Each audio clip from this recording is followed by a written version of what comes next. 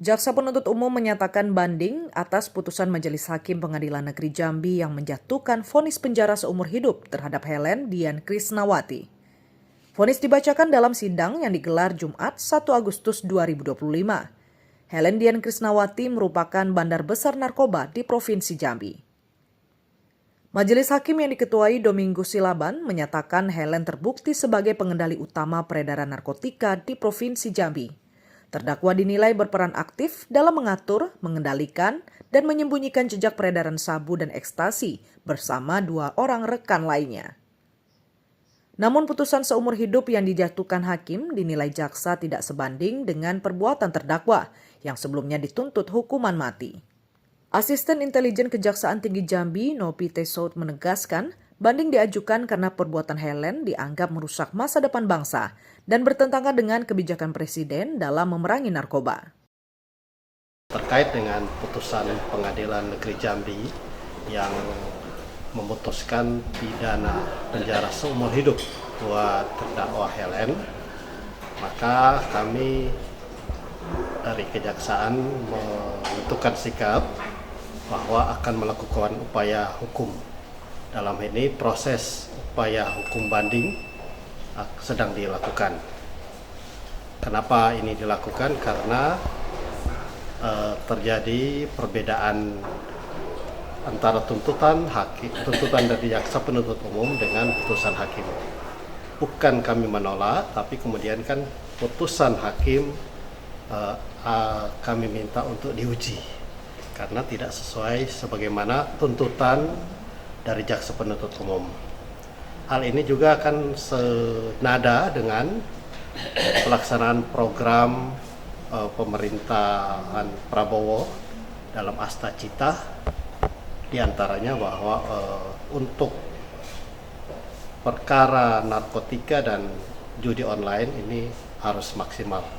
Maka Kejaksaan Tinggi Jambi berkomitmen untuk memberantas, melakukan penuntutan penegakan hukum terhadap perkara narkotika ini secara maksimal. Oke, Pak. Kalau untuk tuntutan awalnya bagaimana? Kalau tuntutan awal kami menuntut hukuman pidana mati, makanya kemudian karena putusan dari Pengadilan Negeri seumur hidup, sehingga kami merasa perlu diuji karena kami tidak menolak, tapi artinya kami tidak sependapat aja dengan putusan hakim. Oke Pak, mungkin hal yang paling mendasar sehingga terdakwa sendiri pantas dihukum mati apa Pak? Kemudian poin-poin di bagian mananya yang kemudian kita sehingga memutuskan untuk tetap banding atas vonis hukuman seumur hidup Pak?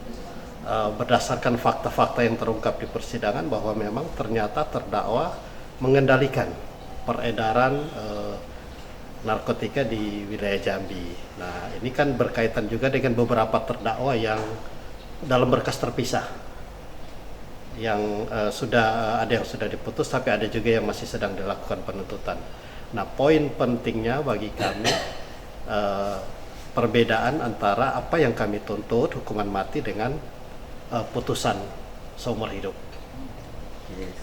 Pak, dalam amar putusannya Pak, salah satu pertimbangannya Pak, tidak ada yang meringankan, tapi dihukum sedikit lebih ringan. Gimana Pak tanggapan Pak? Ya, makanya itu juga menjadi salah satu pertimbangan kami. Kalau dalam pertimbangannya tidak ada hal-hal yang meringankan, maka kami berpendapat seharusnya adalah hukuman mati.